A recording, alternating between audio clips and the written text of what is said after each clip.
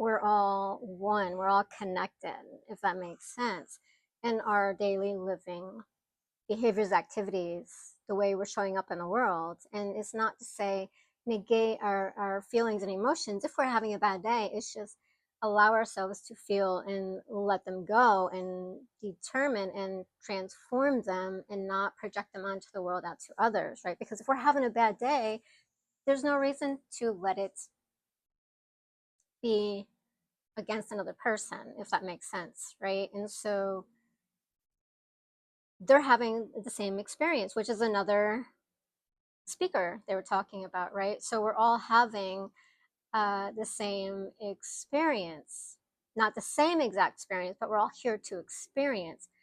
And that was something that came to me when I was very early on my journey, is, you know, having to work through my mother issues, right?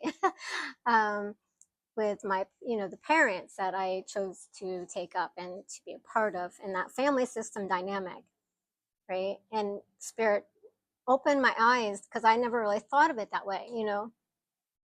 Well, you're on a journey, right? And so is your parents. They're on their own journey.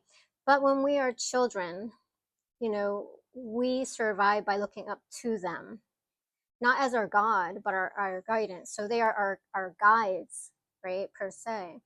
So a lot of people look up to the parents and have more expectations of them. However, they are on their journey just as we are, right?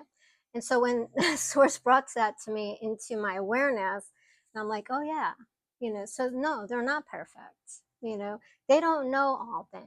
They don't always going to act in the way that we think that they should, or do the things that we think they should.